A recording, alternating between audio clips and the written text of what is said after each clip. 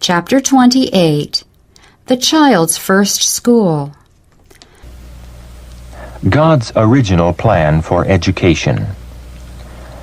The system of education established in Eden centered in the family. Adam was the Son of God. Luke 3, verse 38.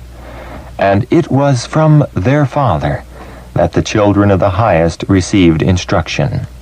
Theirs, in the truest sense, was a family school. In the divine plan of education as adapted to man's conditions after the fall, Christ stands as a representative of the Father, the connecting link between God and man. He is the great teacher of mankind, and he ordained that men and women should be his representatives. The family was the school, and the parents were the teachers. The education centering in the family was that which prevailed in the days of the patriarchs. For the schools thus established, God provided the conditions most favorable for the development of character. The people who were under his direction still pursued the plan of life that he had appointed in the beginning. Those who departed from God built for themselves cities, and congregating in them, gloried in the splendor, the luxury, and the vice that make the cities of today the world's pride and its curse. But the men who held fast God's principles of life dwelt among the fields and the hills. They were tillers of the soil and keepers of flocks and herds, and in this free, independent life, with its opportunities for labor and study and meditation, they learned of God and taught their children of his works and ways.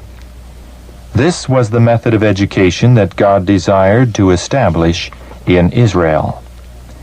In ordinary life, the family was both a school and a church, the parents being the instructors in secular and in religious lines. In his wisdom, the Lord has decreed that the family shall be the greatest of all educational agencies. It is in the home that the education of the child is to begin. Here is his first school. Here, with his parents as instructors, he is to learn the lessons that are to guide him throughout life. Lessons of respect, obedience, reverence, self-control. The educational influences of the home are a decided power for good or for evil. They are in many respects silent and gradual, but if exerted on the right side, they become a far-reaching power for truth and righteousness. If the child is not instructed aright here, Satan will educate him through agencies of his choosing. How important, then, is the school in the home? Look upon the family circle as a training school where you are preparing your children for the performance of their duties at home, in society, and in the church. It is a sad fact, almost universally admitted and deplored, that the home education and training of the youth of today have been neglected. There is no more important field of effort than that committed to the founders and guardians of the home. No work entrusted to human beings involves greater or more far-reaching results than does the work of fathers and mothers. It is by the youth and children of today that the future of society is to be determined, and what these youth and children shall be depends upon the home. To the lack of right home training may be traced the larger share of the disease and misery and crime that curse humanity. If the home life were pure and true, if the children who went forth from its care were prepared to meet life's responsibilities and dangers, what a change would be seen in the world. Every child brought into the world is the property of Jesus Christ, and should be educated by precept and example to love and obey God. But by far the largest number of parents have neglected their God-given work by failing to educate and train their children from the first dawning of reason to know and love Christ. By painstaking effort, parents are to watch the opening receptive mind and make everything in the home life secondary to the positive duty enjoined upon them by God, to train their children in the nurture and admonition of the Lord. Parents should not permit business cares, worldly customs and maxims, and fashion to have a controlling power over them, so that they neglect their children in babyhood and fail to give their children proper instruction as they increase in years. One great reason why there is so much evil in the world today is that parents occupy their minds with other things than that which is all important: how to adapt themselves to the work of patiently and kindly teaching their children the way of the Lord. If the curtain could be drawn aside, we should see that many, many children who have gone astray have been lost to good influences through this neglect. Parents, can you afford to have it so in your experience? You should have no work so important that it will prevent you from giving to your children all the time that is necessary to make them understand what it means to obey and trust the Lord fully. And what will you reap as a reward for your effort? You will find your children right by your side, willing to take hold and cooperate with you in the lines that you suggest. You will find your work made easy. Parents should, in a special sense, regard themselves as agents of God to instruct their children, as did Abraham, to keep the way of the Lord. They need to search the Scriptures diligently, to know what is the way of the Lord, that they may teach it to their household.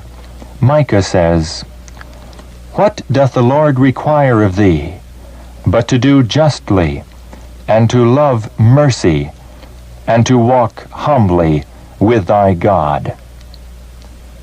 In order to be teachers, parents must be learners, gathering light constantly from the oracles of God, and by precept and example, bringing this precious light into the education of their children.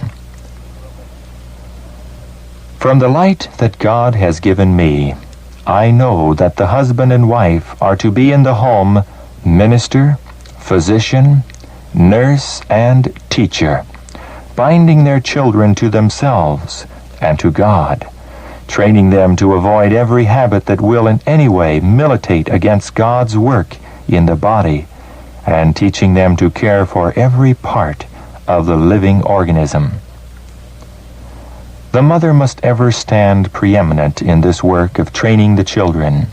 While grave and important duties rest upon the father, the mother, by almost constant association with her children, especially during their tender years, must always be their special instructor and companion.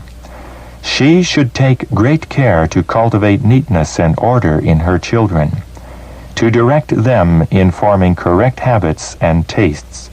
She should train them to be industrious, self-reliant, and helpful to others, to live and act and labor as though always in the sight of God. The elder sisters can exert a strong influence upon the younger members of the family. The younger, witnessing the example of the older, will be led more by the principle of imitation than by oft-repeated precepts. The eldest daughter should ever feel it a Christian duty devolving upon her to aid the mother in bearing her many toilsome burdens. Parents should be much at home. By precept and example, they should teach their children the love and fear of God. Teach them to be intelligent, social, affectionate, to cultivate habits of industry, economy, and self-denial. By giving their children love, sympathy, and encouragement at home, parents may provide for them a safe and welcome retreat from many of the world's temptations. It is in the home school that our boys and girls are to be prepared to attend the church school. Parents should constantly keep this in mind, and as teachers in the home, should consecrate every power of the being to God, that they may fulfill their high and holy mission. Diligent, faithful instruction in the home is the best preparation that children can receive for school life. We have Bible rules for the guidance of all, both parents and children, a high and holy standard from which there can be no swerving. God's injunctions must be paramount. Let the father and mother of the family spread out God's word before them, the searcher of hearts, and ask in sincerity, "What hath God said?" Teach your children to love truth, because it is truth, and because they are to be sanctified through the truth, and fitted to stand in the grand review that shall ere long determine whether they are qualified to enter into higher work and become members of the royal family, children of the heavenly King.